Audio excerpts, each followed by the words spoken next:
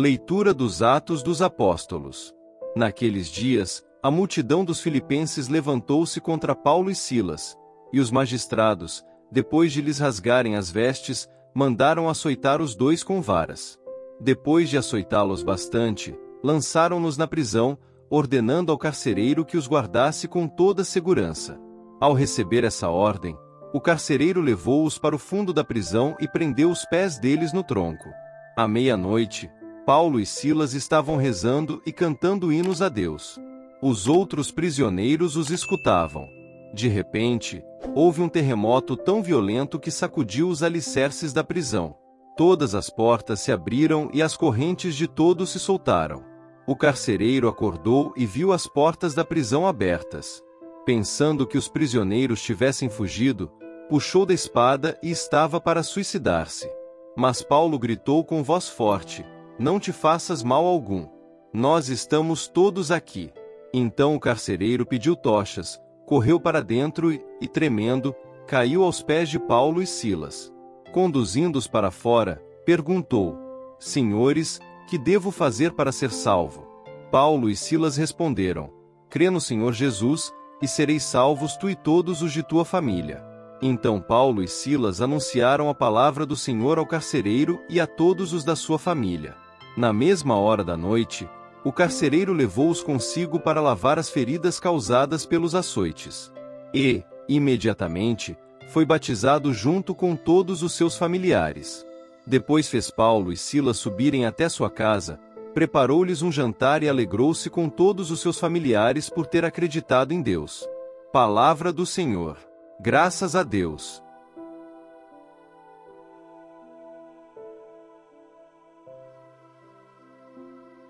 Proclamação do Evangelho de Jesus Cristo segundo São João. Glória a vós, Senhor.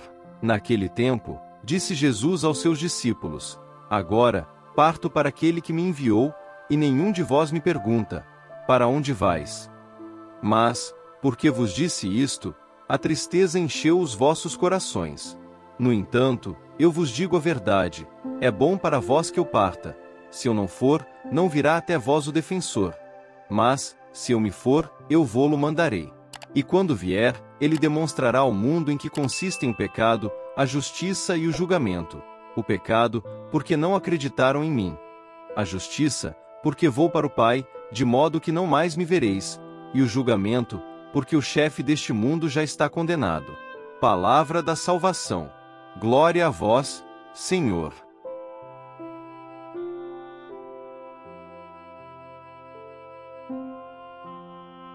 Queridos irmãos e irmãs em Cristo, hoje, desejo compartilhar com vocês uma mensagem que conecta diretamente as nossas experiências diárias. Uma mensagem que nos desafia a refletir sobre o poder transformador da Palavra de Deus em nossas vidas. Imaginem-se caminhando por uma rua movimentada, em meio a uma multidão de pessoas apressadas. O barulho ensurdecedor, os rostos apressados e os corações ansiosos parecem ecoar em cada esquina. Talvez alguns de vocês se sintam assim hoje, sobrecarregados pelas demandas da vida, lutando contra desafios pessoais, ou simplesmente buscando um senso de propósito e significado. É nesse momento de busca interior que nos encontramos com a primeira leitura de hoje, dos Atos dos Apóstolos.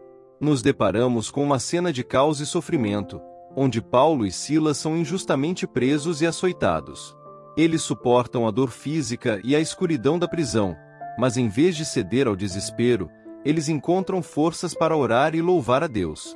Queridos irmãos e irmãs, esta passagem nos lembra que, mesmo nas situações mais difíceis, podemos encontrar esperança e consolo em Deus. Assim como Paulo e Silas, somos chamados a confiar em Deus em meio às tribulações e confiar que Ele pode transformar até mesmo as piores circunstâncias em oportunidades de crescimento e testemunho. Enquanto Paulo e Silas oram e louvam a Deus, um terremoto sacode as fundações da prisão, abrindo todas as portas e soltando as correntes dos prisioneiros.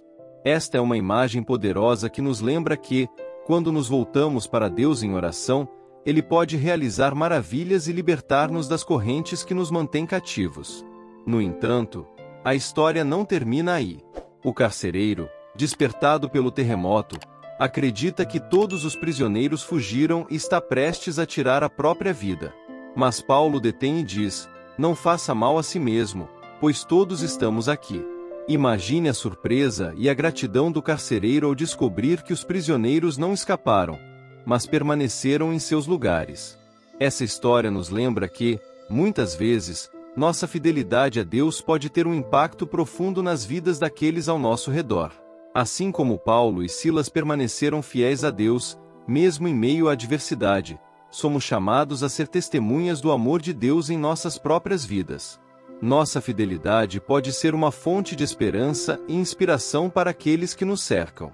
No Evangelho de João, Jesus fala aos seus discípulos sobre a vinda do Espírito Santo, o Consolador. Ele diz: contudo, digo a verdade, é melhor para vocês que eu vá. Pois, se eu não for, o Consolador não virá a vocês.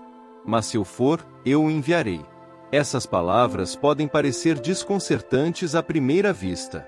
Como pode ser melhor para nós que Jesus vá embora? Queridos irmãos e irmãs, Jesus nos ensina que, ao enviar o Espírito Santo, Ele estabelece uma presença contínua e transformadora em nossas vidas. O Espírito Santo é nosso guia, nosso defensor e nosso elo com o divino. Ele nos capacita a viver de acordo com os ensinamentos de Jesus e nos revela a verdade mais profunda do amor de Deus. Imaginem-se em um barco à deriva em um oceano tempestuoso. As ondas tumultuadas ameaçam engolir você, e você se sente perdido e desamparado. Mas então, um farol brilha no horizonte, guiando de volta ao porto seguro. Esse farol é o Espírito Santo, que nos guia em meio às tempestades da vida e nos fortalece quando nos sentimos fracos. Mas como podemos abrir nossos corações para a ação transformadora do Espírito Santo? Como podemos experimentar a presença de Deus em nossas vidas diárias? Queridos irmãos e irmãs, permitam-me compartilhar uma analogia com vocês. Imagine que você é um jardineiro, responsável por cultivar um belo jardim. Você prepara o solo, semeia sementes e rega as plantas com cuidado. No entanto, mesmo que você faça todo o trabalho necessário, há algo que está além do seu controle: o crescimento das plantas. Da mesma forma, somos chamados a preparar o solo dos nossos corações, buscando a Deus através da oração, da leitura das Escrituras e dos sacramentos. Devemos semear as sementes da Palavra de Deus em nossas vidas, absorvendo-a e permitindo que ela encontre raízes profundas em nós. No entanto, é o Espírito Santo que traz o crescimento e a transformação. Assim como as plantas precisam de água e luz solar para crescer, também precisamos nutrir nossa relação com o Espírito Santo. Através da oração constante e da abertura para sua orientação, podemos nos aproximar mais de Deus e permitir que Ele trabalhe em nós de maneiras surpreendentes. Queridos irmãos e irmãs, à medida que refletimos sobre as passagens bíblicas de hoje, somos desafiados a nos perguntar: como podemos aplicar essas verdades espirituais em nossas vidas diárias? Primeiramente, devemos lembrar que a oração é nossa conexão direta com Deus. É através da oração que abrimos um espaço para o Espírito Santo agir em nós e nos transformar. Dediquem tempo diariamente para orar, para falar com Deus e para ouvir sua voz nas profundezas do coração. Em segundo lugar, sejamos testemunhas fiéis do amor de Deus em nossas vidas. Assim como Paulo e Silas permaneceram na prisão, sejamos fiéis em meio às adversidades e mostremos ao mundo a esperança que encontramos em Cristo. Nossas palavras e ações podem ser fontes de inspiração e encorajamento para aqueles que nos rodeiam. Além disso, abram nossos corações para a ação transformadora do Espírito Santo. Permitam que Ele revele a verdade mais profunda do amor de Deus e guie-nos em todas as áreas de nossas vidas. Quando enfrentarmos desafios ou decisões difíceis, confiemos na sabedoria e no discernimento que o Espírito Santo nos oferece.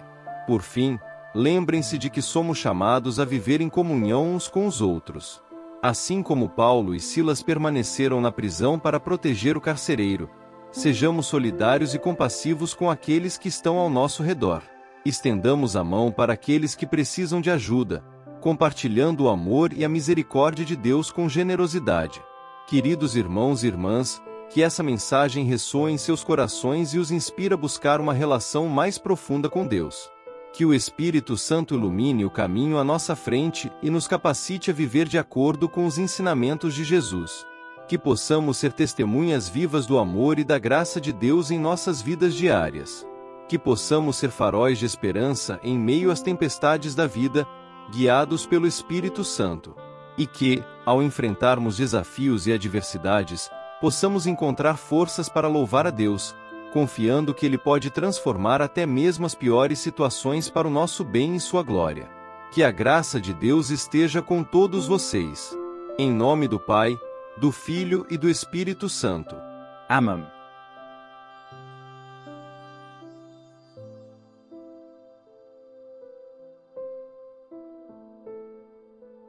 São Miguel Arcanjo, defendei-nos no combate. Sede o nosso refúgio contra as maldades e ciladas do demônio.